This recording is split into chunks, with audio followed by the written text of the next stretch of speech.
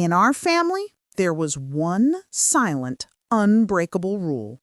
You never cross that line. You don't betray your brother. But my husband, Mark, left the space for Tompson to walk right in, filling a void that had swallowed my marriage whole. He gave me comfort, attention, a feeling I hadn't experienced in years. I fought it with everything I had. But when I realized the only time I felt truly seen was when Mark's brother was in the room, I knew I was already lost. And the price of that single, desperate feeling would be my entire life. The moment July saw the flicker of disappointment in Mark's eyes, she knew the invisible wall between them had grown another foot taller. It wasn't a malicious neglect. It was simply the slow, suffocating apathy of 10 years of marriage that had bleached all the color out of their world. They moved like polite roommates, sharing a house, a life, and even a bed, but the vital, electrifying connection was long gone, replaced by a painful, empty routine. July craved the intensity of that early love, a longing that felt less like a need and more like a sharp physical ache that wouldn't subside. She tried to bridge the distance, organizing their annual tradition, the all-American backyard burger night, a perfect, picturesque gathering meant to celebrate family and connection. Mark, ever the methodical husband, efficiently set up the grill and the string lights, his movements robotic and devoid of any real joy. It was another task to check off his long list of duties, another cold performance of a happy life they no longer truly shared together. July watched him, her heart sinking with the crushing certainty that they were both just playing their assigned parts in a staged production for the sake of their family. The first guest to arrive, as always, was Tompson, Mark's younger brother, the one who carried all the charm Mark seemed to have misplaced years ago. He was the chaotic counterpoint to Mark's meticulous order, always wearing a mischievous glint in his eye and an unsettling, visceral intensity that made July feel instantly nervous. Tompson didn't just greet July, he saw her, instantly noticing the strain behind her forced smile. His hand lingered on her arm a fraction of a second too long as he spoke, a silent, electric acknowledgement of the forbidden tension humming between them, an undeniable current that Mark remained completely blind to. "You look stunning tonight, July," he murmured, his voice low and intimate, cutting clean through the happy domestic noise of the backyard setup. The simple, genuine compliment pierced the armor July wore every day, an unexpected validation that instantly made her dizzy with a terrifying, sweet rush of guilt. She pulled her arm away quickly, her body rigid, the air around her suddenly charged and thick with unspoken things, acutely aware of the dangerous path her mind was wandering down towards him. Tompson just gave her a subtle, knowing, and utterly predatory smile, an expression that acknowledged both her fear and the underlying burning desire she couldn't hide. July hated herself for the rush of feeling, the immediate spark that his presence ignited so effortlessly, reminding her sharply of every piece of validation she was missing from her own husband.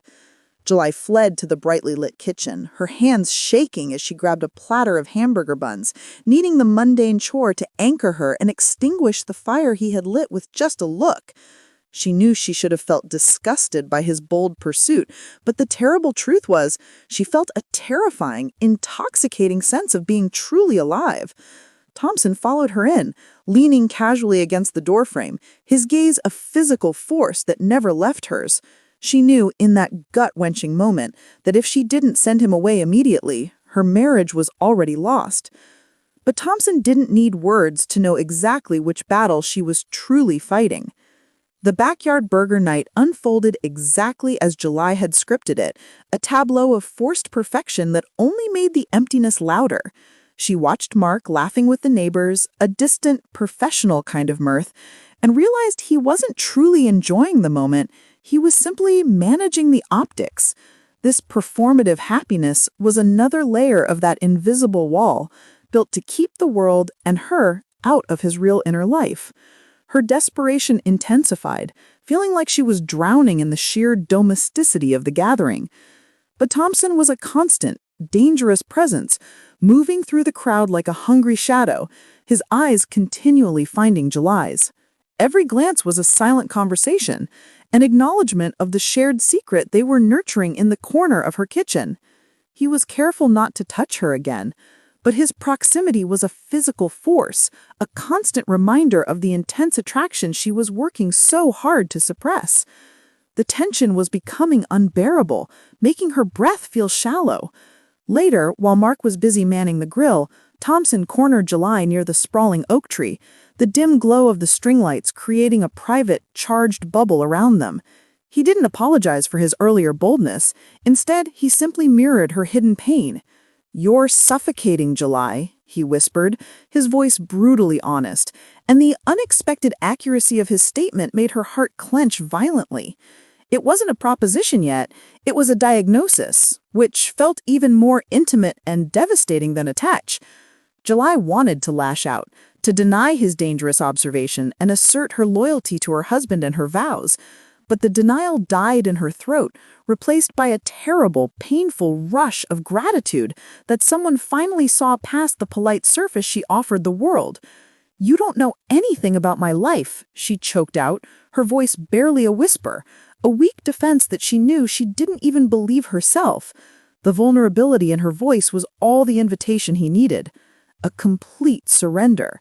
Tompson took a single, deliberate step closer, closing the last fragment of distance between them until she could feel the heat radiating off his body, the scent of wood smoke and a clean, masculine cologne enveloping her.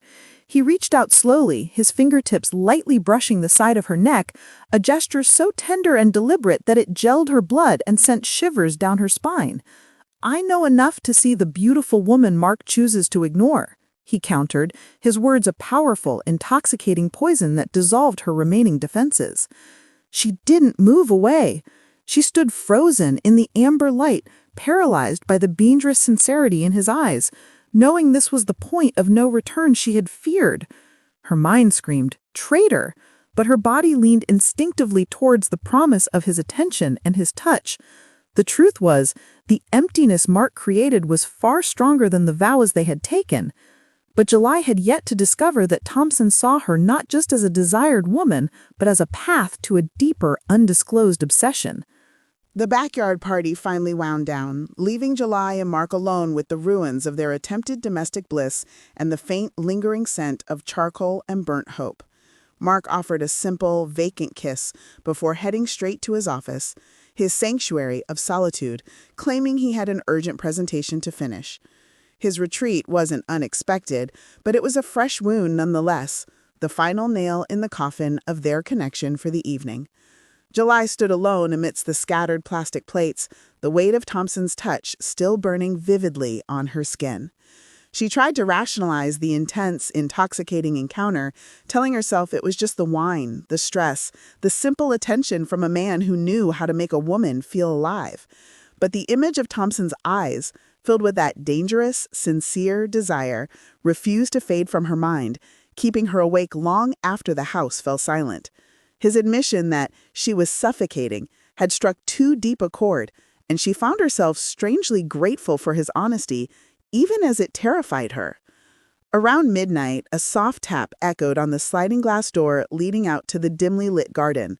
July's heart leapt into her throat, a frantic, sickening rhythm of fear and electric anticipation, knowing immediately who it was. Tompson stood there, framed in the dark, his silhouette a perfect blend of vulnerability and forbidden temptation, clearly having climbed the fence from the neighboring property. He held up his phone, signaling a simple text message, "We need to talk. Now." Every fiber of July's conscience screamed at her to close the curtains, to pretend she was asleep, to uphold the loyalty she had vowed. But the loneliness in her chest was a cavernous ache, and the memory of Mark's indifference was a dull, powerful anesthetic numbing her moral compass. The human heart, she realized, is terrifyingly fragile when starved of affection. She quietly slid the glass door open just enough for him to slip inside the darkened family room. He didn't waste time with small talk or excuses. The raw urgency in his eyes mirrored the frantic drumming in her own ears. "I can't pretend anymore, July. he whispered, his voice thick with a genuine desperation that shattered her remaining defenses.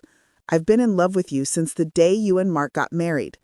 His confession was a devastating psychological blow, twisting her reality and exposing her true, raw conflict. Tompson took a single, deliberate step closer, placing his hands on her waist. This time there were no words. Tompson closed the remaining distance, his mouth finding hers in a kiss that was urgent, deep, and desperate, a sudden, absolute breach of that silent, unbreakable family rule. July responded instantly, years of frustration and neglect pouring out in her reaction, a physical declaration of betrayal and vengeance against her empty life. The forbidden taste was sweeter than she ever could have imagined, but the immediate crushing weight of guilt was absolute. She knew, even as her heart raced, that this was only the beginning of their shared and inevitable downfall. The frantic intensity of the kiss dissolved into a heavy, shared silence, more devastating than any shouted argument.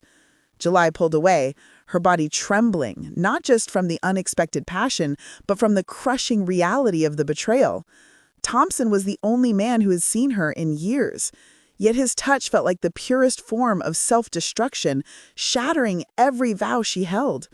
She could barely meet his eyes, the guilt making the dark room spin around her in a dizzying circle. Tompson was calm, his desperate look replaced by an unsettling, possessive assurance. He didn't press for anything more. He knew he had already won the most crucial battle. He had broken her will. "We'll talk later. I just needed you to know the truth," he whispered, gently brushing a lock of hair from her cheek before silently slipping back out the glass door and vanishing into the darkness of the yard. His departure left July stranded, physically alone, but profoundly entangled in their forbidden secret. The next few days were a surreal dance of deception. July lived a dual existence, the supportive wife to Mark by day and the secret conspirator to Tompson by night. Her behavior, usually meticulous and predictable, became erratic and overly cheerful, a forced veneer of happiness she hoped Mark wouldn't see through. She watched her husband intently, desperately searching for any sign of suspicion or any acknowledgement of her internal turmoil, but Mark remained exactly the same, politely absent. Mark's indifference, once a source of pain, now became a necessary shield for her guilt. He was too consumed with his work, his routine, and his solitude to notice the deep, silent chasm that had opened up in his marriage and was now being quickly filled by his own brother. This passive blindness was what allowed the affair to thrive, making July feel a terrible, blinding mix of relief and profound resentment towards the man she was betraying. Their communication was reduced to subtle glances, carefully worded texts exchanged when Mark was safely in his office, and snatched moments of charged conversation in the quiet back garden. This intimacy, forged not by romantic passion, but by shared danger and a forbidden secret, was far more intense and intoxicating than any phase of her marriage had ever been. It was a dizzying, dangerous high she couldn't bring herself to abandon. She knew she was walking a tightrope, every second a direct act of treason against her family, but the sheer power of feeling seen was an overwhelming drug she couldn't quit. The line had been crossed definitively and irrevocably, and the cost was yet to be tallied. But Tompson was about to introduce a new, terrifying layer to their secret that July was utterly unprepared for. The weight of the secret grew heavier with each passing day, twisting July's conscience into a knot of exhilarating desire and paralyzing fear. Her clandestine meetings with Tompson, usually fleeting moments in the garage or the quiet of the garden shed, began to shift.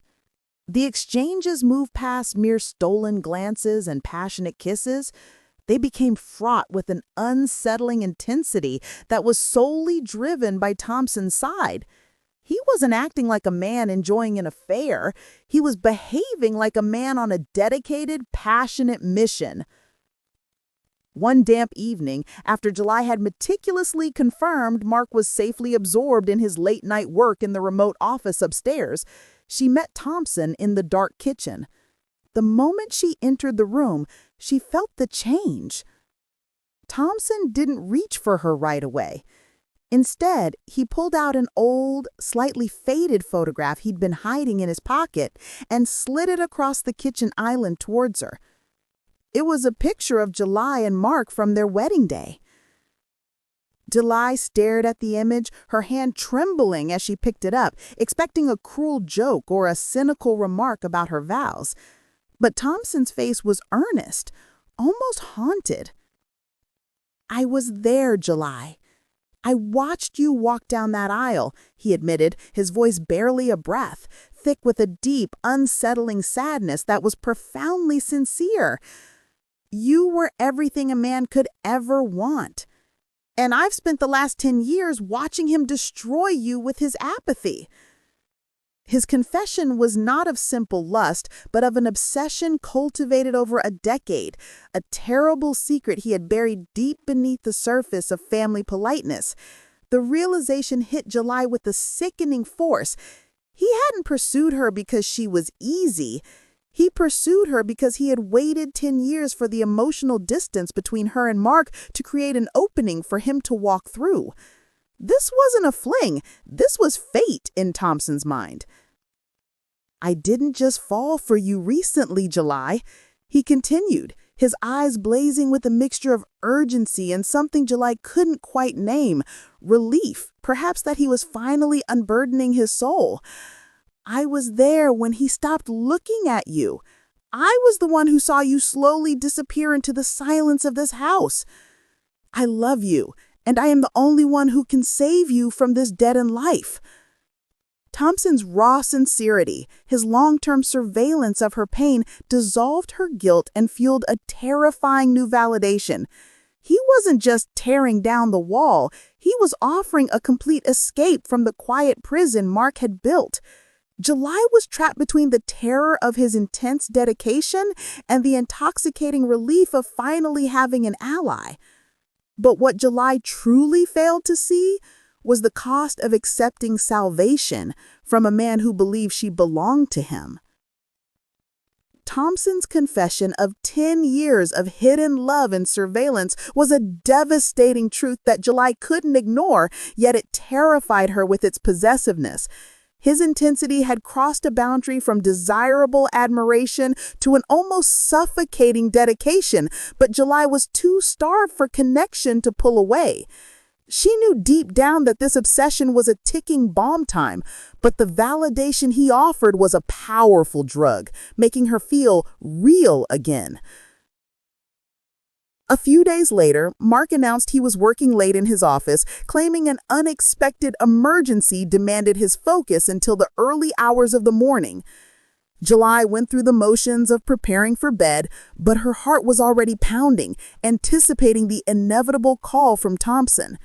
This predictable retreat by Mark was now a familiar pattern, a silent ritual that guaranteed her husband's total absence, and it was the very thing allowing her terrible secret to thrive. The second secret meeting happened, ironically, during the cleanup from the All-American Backyard Burger Night, the very event July had hoped would save her marriage. While Mark was still absorbed in his spreadsheets upstairs, Tompson was silently clearing away the last of the party debris in the garden shed. July joined him, ostensibly to retrieve the unused napkins, but her true purpose was written in the frantic urgency of her eyes. The air between them crackled with unspent tension. Tompson locked the shed door with a quiet, deliberate click, the sound echoing in the small space like a death sentence for her vows, and that action sent a sudden chill of pure terror down her spine. In the dim, dusty enclosure, surrounded by gardening tools and stacked coolers, he finally moved and pulled her into an embrace that was immediate, desperate, and completely non-negotiable. This kiss was no longer about confession, it was about consummation, a full surrender to the fate they had sealed. In that cramped, hidden space, they crossed the line entirely. The passion was fierce and unbridled, fueled by years of suppressed desire, the fear of discovery, and the ultimate transgression of the family rule. July heard the faint sound of the wind chimes outside and knew her husband was only feet away. But the overwhelming need to feel Tompson's touch was stronger than any moral barrier. It was an act of both betrayal and vicious, needed vengeance against her own lonely existence. When it was over, July felt a terrible rush of liberation, followed instantly by an ocean of self-loathing that threatened to swallow her whole. The forbidden had been tasted, and the realization hit her with a devastating clarity. She had traded her suffocating security for a dangerous, volatile chaos. But the quiet intensity of Tompson's gaze revealed that the emotional cost for July was exactly what he had been waiting for all along. Following that desperate night in the shed, July was swallowed whole by a paralyzing wave of guilt. It wasn't the fleeting kind. It was a physical weight that pressed down on her chest, making it difficult to breathe and impossible to sleep through the night. Every interaction with Mark became an excruciating performance, forcing her to smile and nod while her entire internal world screamed the truth of her transgression. She felt like a human bomb, terrified that one wrong word would trigger the total destruction of her life.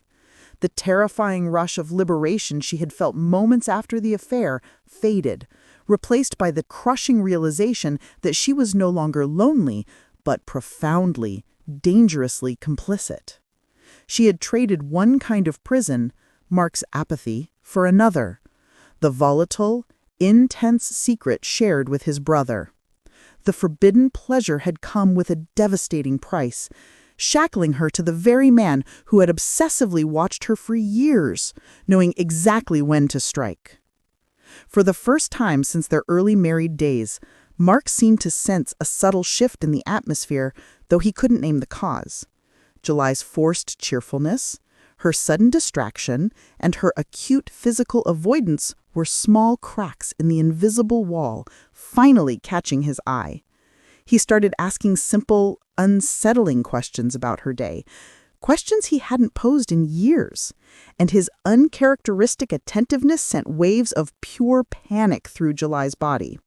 She realized, with a shocking clarity, that Mark's sudden interest was the greatest threat to her secret, not his neglect. His recent passivity had been her shield, her protection from discovery. Now every casual query felt like an interrogation, forcing July to weave careful, conscious layers of lies and evasions. The emotional effort required to maintain this deception was exhausting, pushing her further into the arms of the only person who shared the dark truth. Tompson, sensing her spiraling distress, became her anchor. Their texts and stolen conversations weren't about lust anymore. They were about survival. He offered a constant, reassuring validation of her choices, continuously framing the betrayal as an act of self-preservation, her necessary escape from Mark's suffocating indifference. July desperately clung to his narrative, needing his perspective to quiet the relentless, judging voice in her own mind. The reliance was swift and absolute. Tompson was the author of her chaos, and he was becoming the only person who could manage it. July felt herself being pulled into the undertow of his obsession, losing her own moral ground with every step she took towards him. She was realizing the terrible truth that she no longer owned her own feelings. But Tompson's past, long buried beneath his charming facade, was about to emerge and threaten their fragile, forbidden alliance. July's reliance on Tompson was absolute, but the constant, unnerving feeling that she didn't fully know him began to gnaw at her sanity. He was her rescuer, her conspirator, and the author of her chaos, yet he remained an enigma, a man whose intensity often crossed the line into dark possessiveness. She desperately needed to understand the force driving his decade-long obsession, but every question was met with a charming evasion, deepening her unease and making her blood run cold. One afternoon, while meeting in the secluded garage, a neutral zone far from the house's silent judgment, July finally pushed back, demanding the truth about his life before he showed up on Mark's doorstep. "You love me, you say, but I don't know who you are, Tompson," she challenged, her voice trembling with a mixture of fear and newfound resolve. She had risked everything for him, and she felt entitled to the dangerous, unvarnished truth that lurked beneath his surface. Tompson sighed, the charm falling away, to reveal a man weighed down by heavy, unseen burdens, and the sudden shift in his demeanor made July's heart pound wildly in her chest. He admitted that there's a reason he's drawn to danger, July. His gaze drifted to the floor, avoiding her intense stare. He explained that his early 20s had been marked by reckless choices, a period of intense volatility that had left him deeply indebted to powerful, undesirable people he couldn't easily escape. He explained that he had tried for years to build a stable life, working hard to distance himself from the toxic environment and the bad decisions of his youth, only to have his past continually pull him back into its destructive orbit. The intensity that July found so intoxicating was not just passion. It was a constant, hyper-vigilant survival instinct. He was always looking over his shoulder, constantly waiting for the other shoe to drop, and his life was not his own. The horrifying truth hit July with the force of a physical blow. Tompson wasn't just an opportunist. He was an escape artist trapped by his own dangerous history. He didn't just pursue her out of love. He pursued her because she was Mark's wife, a connection to a stable, respectable life he desperately needed to hide within. He had used her emptiness and his position as her secret protector as leverage. The realization was far more painful than any simple romantic betrayal, forcing July to confront the terrible possibility that the connection she cherished was a calculated strategy. She hadn't been seen. She had been used as a pawn in a larger, darker game she didn't yet understand. But even as her mind screamed manipulation, her heart was already too entangled to walk away from his beautiful lie. The devastating realization that Tompson had initially pursued her out of calculated strategy rather than pure desire left July reeling. The seductive narrative he had woven of being her rescuer from Mark's apathy was now tainted by the brutal truth of his self-interest. She spent an agonizing 24 hours consumed by a terrible mix of rage, humiliation, and a lingering, sick desperation, her emotional stability hanging by a thread she could barely grasp. She sought him out the following morning, waiting until Mark had left for his daily, predictable routine at the office, her heart pounding with a fierce, terrifying resolve. July found Tompson in his small, unassuming workshop next door, her face a mask of bitter accusation. "You used me, Tompson. The compliments, the comfort, the kiss, it was all a lie to secure your own escape from your dangerous past," she challenged, her voice trembling with the full weight of her despair. Tompson met her gaze immediately, his own face etched with genuine pain, but also with a fierce, unsettling desperation that only confirmed her darkest fears. He didn't deny the manipulation. "I needed you to find the evidence of your husband's neglect. I needed a reason to stay close," he admitted, his words a painful echo of her own conclusion. "But July, what I feel for you now, the connection forged in this shared danger, that is absolutely real." The conflicting sincerity in his eyes was her undoing.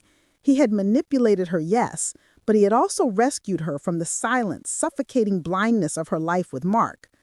Tompson's betrayal of strategy felt less damaging than Mark's profound betrayal of absence, leaving July in the tragic position of being trapped between two men who had both used her emptiness for their own purposes.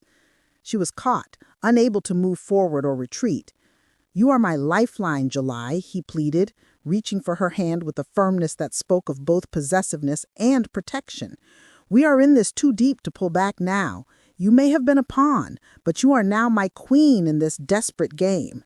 His ability to acknowledge the manipulation while simultaneously offering salvation created an intoxicating pool she was too fragile to resist.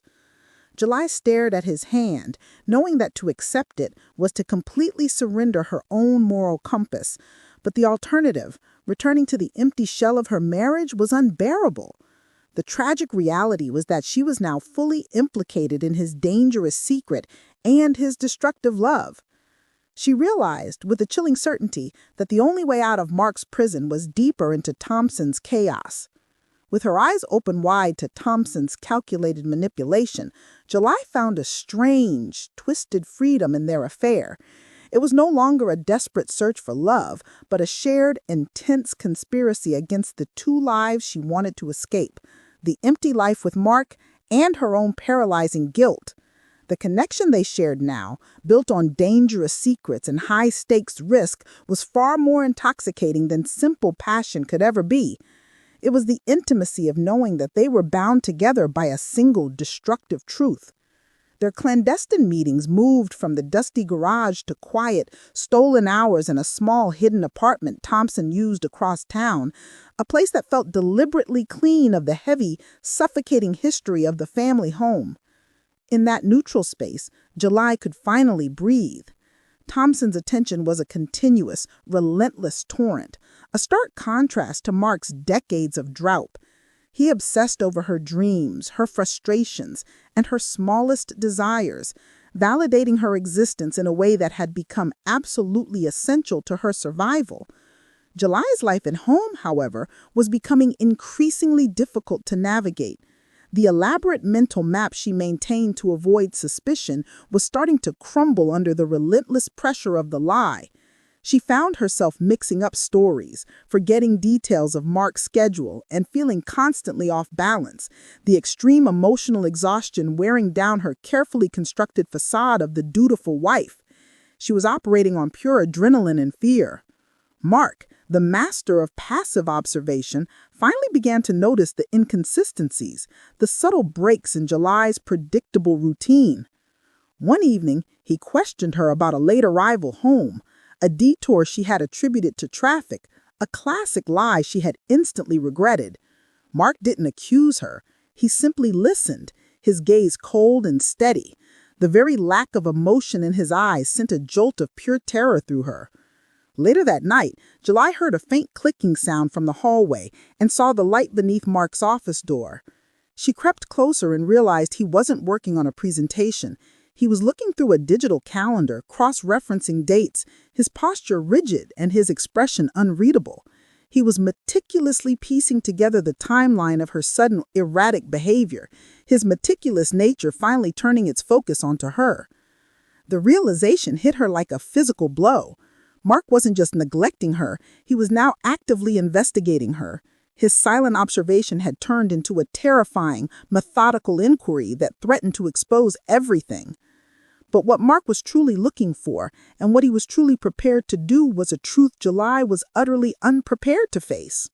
The cold, methodical scrutiny in Mark's eyes was infinitely more terrifying than his former indifference, shattering any illusion July had of controlling the situation. His investigation escalated from silent observation to pointed, subtle questions about Tompson, always framed casually but laced with a precision that gelled July's blood. "Tompson seems restless lately, don't you think? Or did Tompson mention where he was moving his tools?" Each seemingly innocent query felt like a sharp needle probing the raw wound of her secret. The fear of discovery became a constant nauseating companion, completely eclipsing the fleeting joy of her affair.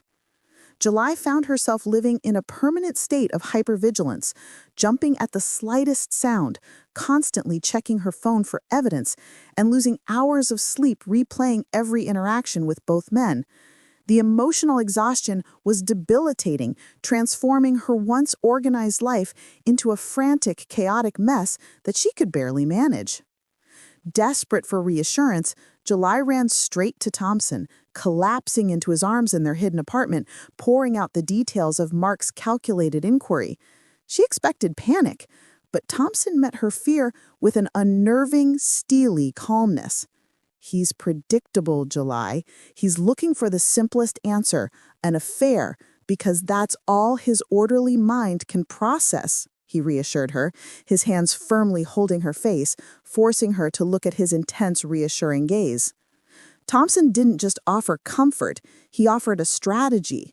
He began instructing July on how to alter her routines, how to hide her emotional strain, and how to deflect Mark's surgical questions with calculated honesty. He was no longer just a lever. He had completely taken over the role of her master strategist and protector. July willingly surrendered control, recognizing that her own panic would certainly betray them both. Their meetings, fueled by the immediate threat of exposure, became more urgent and intense. The passion was now inextricably fused with the high-stakes risk, making their forbidden encounters feel less like romance and more like a desperate act of shared survival. Every stolen kiss was a direct defiance of the man who now hunted them. July was completely dependent on Tompson's strength, his chaos preferable to Mark's cold, calculating order. To confirm their bond and defy Mark's mounting suspicion, Tompson made a brazen, terrifying request. They needed to meet somewhere truly risky, somewhere that solidified their shared rebellion against the visible world. The ultimate act of defiance would require meeting in the one place Mark would never suspect. July knew the risk was catastrophic, but the lure of that ultimate transgression was too powerful to resist. The location Tompson proposed for their next meeting was a sickening, brilliant stroke of defiance. Mark's own private, meticulously organized home office, the very sanctuary he used to conduct his silent investigation. Meeting there was the ultimate transgression, a terrifying act of claiming the space Mark considered untouchable, which amplified July's fear and exhilarating rebellion simultaneously. It was a conscious burning of the bridge to her former innocent self. Tompson, ever the strategist, explained the logic. Mark would never conceive of such an audacious betrayal occurring in his most sacred space, making it the safest place precisely because of its psychological absurdity. His audacity was intoxicating, his confidence a powerful antidote to July's paralyzing fear. Under his guidance, she waited until the early hours of the morning, confirming Mark was in a deep, medicated sleep, a habit he'd developed over years of work-related stress. July crept down the stairs, her heart hammering against her ribs like a trapped bird, every creak of the floorboards sounding like a siren in the profound silence of the house. She found the office door unlocked, a small detail that hinted at Mark's unconscious sense of security, and slipped inside. Tompson was already there, waiting in the semi-darkness, his figure a shadow against the city lights filtering through the window. He was standing beside Mark's large, polished mahogany desk, his posture possessive. He didn't greet her with a kiss. Instead, he pointed silently to a large framed photograph of July and Mark, taken on their honeymoon, which sat prominently on the desk. "Look at him, July," Tompson whispered, his voice intense, laced with a mix of contempt and victory. "He built this entire wall of silence. Now we tear it down in the very place he believes he's safe." The raw intensity of his desire and his need for vengeance was palpable, turning the encounter into a psychological warfare against the sleeping husband. In that room, surrounded by Mark's documents, his diplomas, and the silent, judging photograph, their passion was not romantic, it was vicious and profound, a shared act of destructive rebellion. The high-stakes environment added a sickening, powerful rush to their physical intimacy, solidifying their roles as co-conspirators in the demolition of their family. July knew, with a chilling certainty, that this single act had irrevocably destroyed any remaining hope of salvaging her marriage. As Tompson held her close, she briefly saw his eyes flicker towards Mark's computer screen, a fleeting, calculating glance that was completely separate from the moment of passion. It was a moment of cold, pure strategy that July's passion-fogged mind quickly dismissed as paranoia. But Tompson had not brought July to the office just for defiance. He needed access to something Mark desperately wanted to keep hidden. The shared defiance of that night in the office should have solidified July's bond with Tompson, cementing their roles as co-conspirators. Yet a creeping, cold discomfort began to override the passion. As they stood silently in the dark, the scent of expensive paper and Mark's cologne heavy in the air, July noticed that Tompson's focus was not entirely on her. His eyes kept darting past her shoulder, toward the dark, silent computer screen on Mark's desk.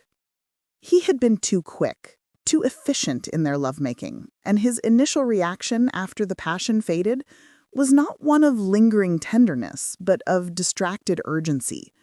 July realized, with a sickening jolt, that while she had been consumed by the thrill of the betrayal, Tompson had been on a mission.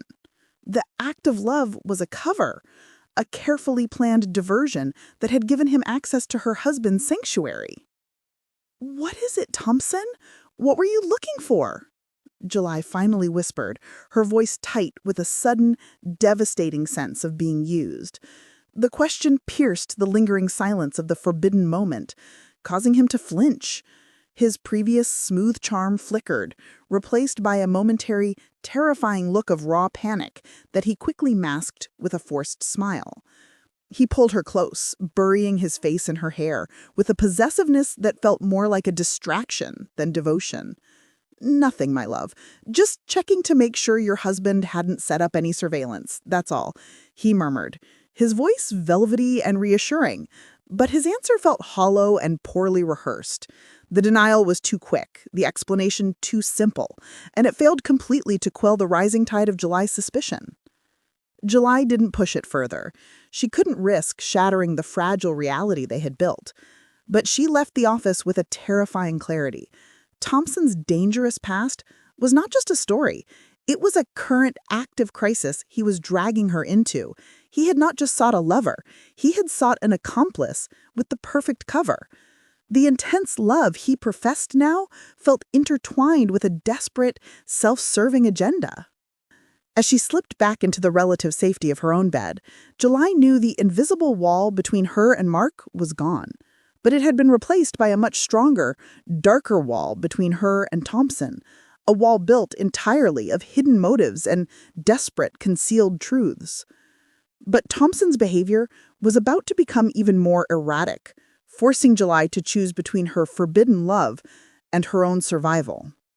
Following the incident in Mark's office, the dynamic between July and Tompson shifted drastically, morphing from a passionate conspiracy into a frightening dependency marked by fear. July could no longer dismiss his unsettling intensity as mere deep devotion. His behavior had become increasingly erratic, his mood swinging violently between loving possessiveness and intense, jumpy paranoia that was starting to scare her profoundly.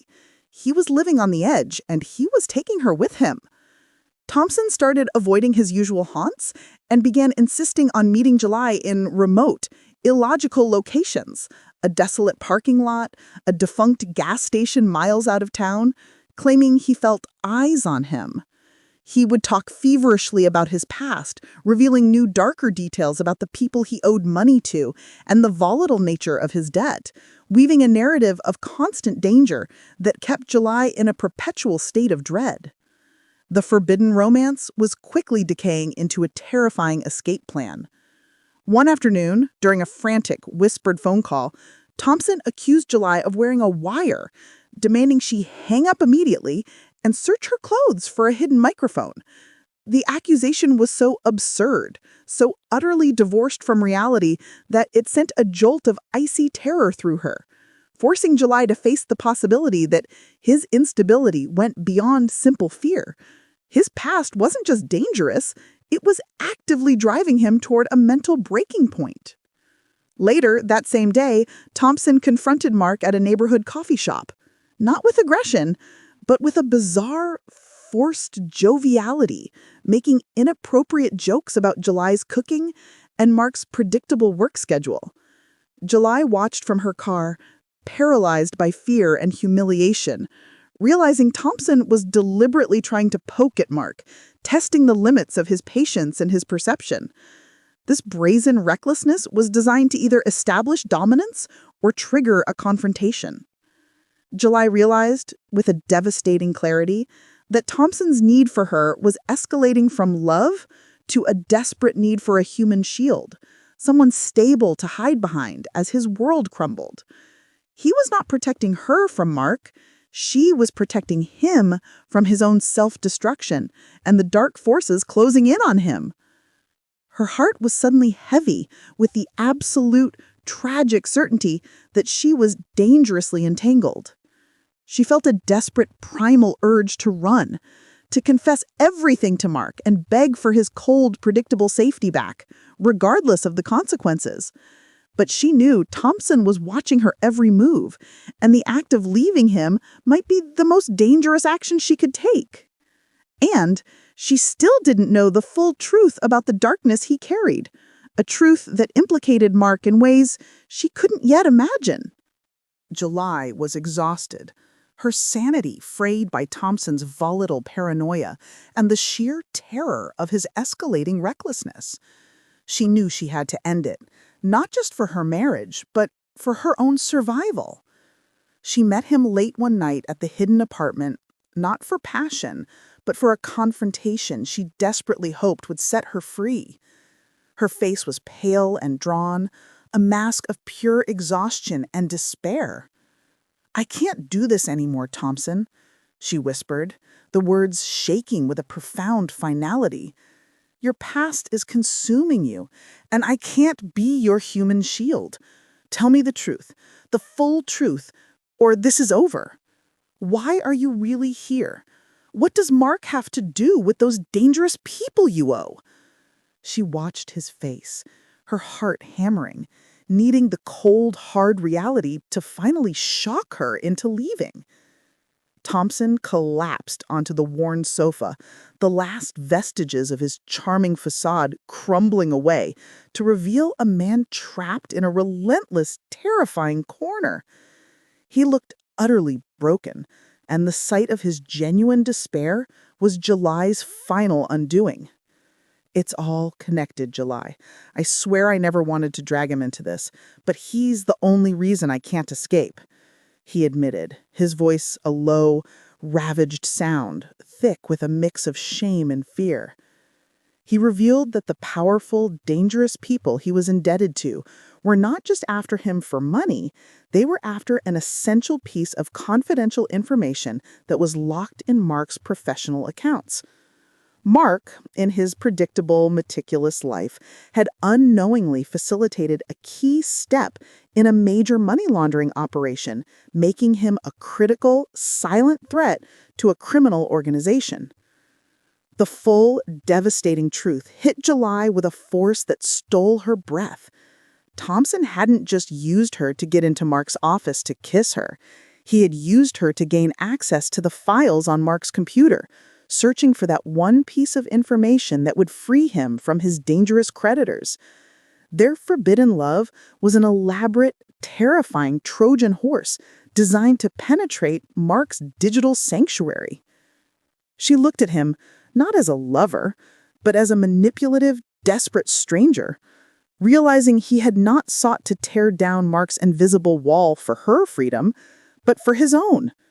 July was caught in a brutal, zero-sum game between two brothers, one who betrayed her with absence and one who betrayed her with a beautiful, destructive lie. But as Tompson wept into his hands, July saw something else, a hidden flash drive Tompson had clearly forgotten to conceal, a small, cold piece of evidence that promised to reveal the entire conspiracy. The confession that Mark was an unwitting participant in Tompson's dangerous past was a shattering blow, but the sight of Tompson's hidden flash drive provided July with a terrifying clarity. This small, cold piece of plastic held the unvarnished truth, the complete and brutal narrative that Tompson had so meticulously concealed beneath layers of passionate lies.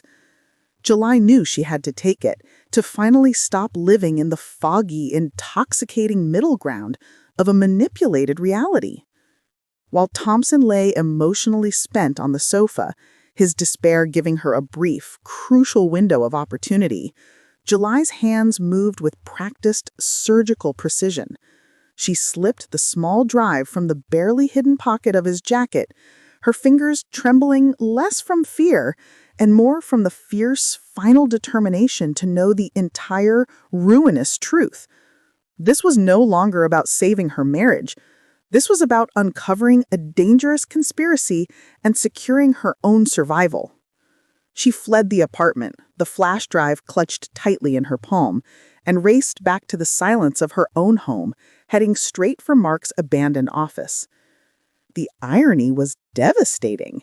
She was using the very computer Mark had used to investigate her, in the very room they had committed their ultimate betrayal, to finally uncover the truth about her husband's brother.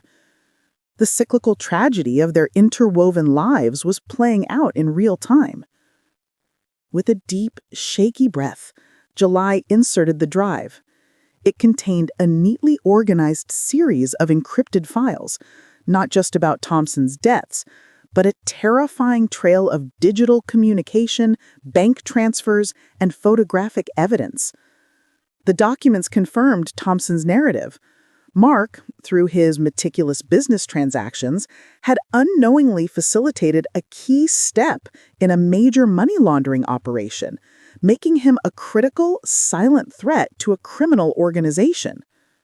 The contents of the drive also confirmed her deepest fears about Tompson's initial motives.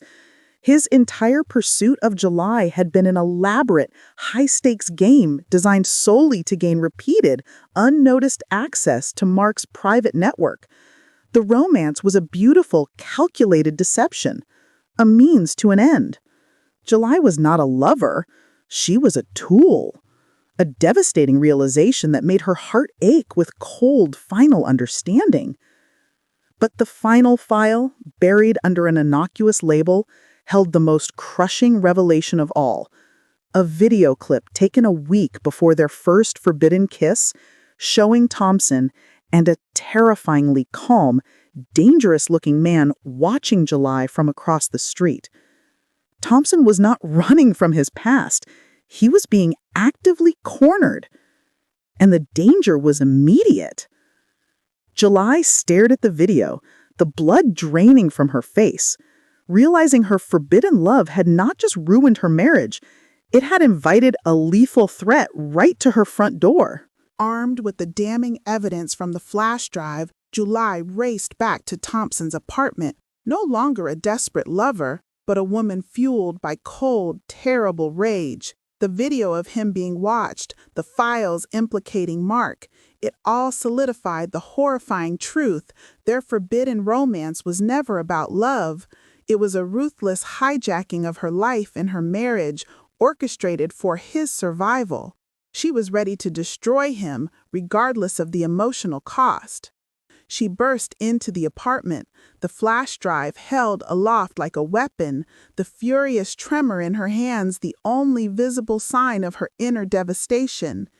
It was all a lie, wasn't it, Tompson? The love, the desperation, the escape, it was all just a calculated strategy to get access to Mark's information and save your own skin, she spat out, the words laced with profound pain and bitter humiliation. His silence, the way his eyes widened in instant, defeated recognition, was all the confirmation she needed. Tompson didn't try to charm her or lie his way out. The finality of their situation had stripped away his facade completely. He confessed that the dangerous men he owed were closing in, and that the only thing that would buy him freedom was the secure professional information he needed from Mark's files. I loved you, July. I swear I did, he pleaded with his voice breaking with genuine despair. But my life was on the line, and you were the only way into Mark's protected world. I was desperate. His admission was both devastating and strangely validating. He had used her emptiness, the very vulnerability that Mark had created, as his perfect weapon. The human heart, July realized, is tragically fragile when starved of affection, making it easily manipulated by a beautiful, determined lie.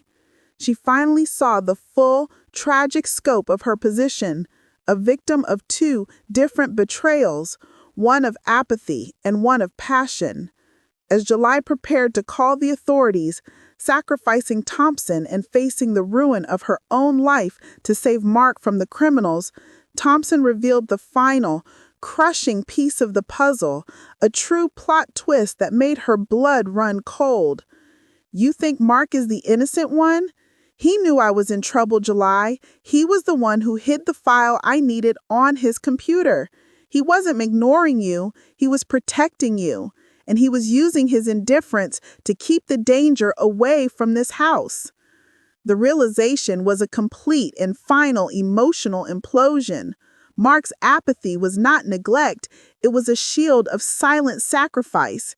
He had built the invisible wall not to keep July out, but to keep her safe from the chaos of his brother's dark life.